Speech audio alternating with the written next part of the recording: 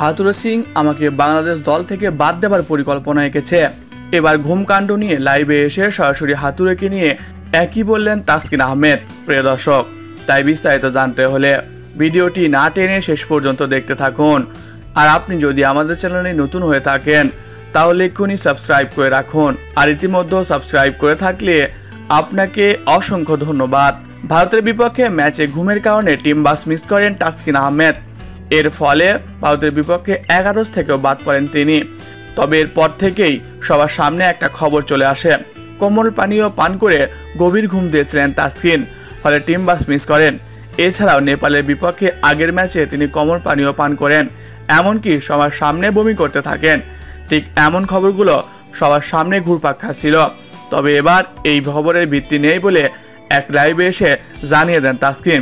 দেখুন, এত বড় বড় টিভি চ্যানেল ও নিউজ রিপোর্টার কিভাবে এইসব ফালতু নিউজ করে, এটা আমার ভাবতেই খারাপ লাগছে। আসলে আমি ভারতের বিপক্ষে ম্যাচে ছিলাম না, এটা আমাকে আগের রাতেই বলা হয়েছে। তবে হ্যাঁ, আমার ভুল হয়েছে। আমি সেই দিন ঘুম থেকে উঠতে দেরি করেছি। আমি সবার কাছে গিয়ে সরি বলেছি, সবাই আমাকে ক্ষমাও করে দিয়েছে। তবে এতদিন পরে কেন এটা নিয়ে আলোচনা হচ্ছে? আমি তো ক্রিকেট খেলতে গেছি, আমি ক্রিকেট খেলতে চাই, আমাকে এভাবে কেন অপমান করা হচ্ছে? আমারও তো পরিবার আছে।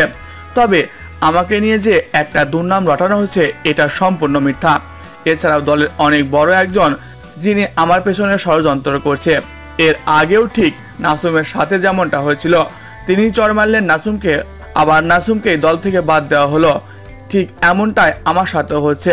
একটা মহল আমাকে ক্রিকেট খেলা থেকে দূরে রাখতে চায়, আর এর ফলেই আমাকে নিয়ে এমন একটা দুর্নাম রটানো হচ্ছে।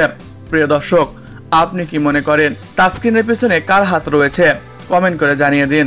এছাড়াও খেলাধুলার সকল আপডেট সবার আগে পেতে হলে আমাদের চ্যানেলটি সাবস্ক্রাইব করতে ভুলবেন না। ধন্যবাদ সবাইকে।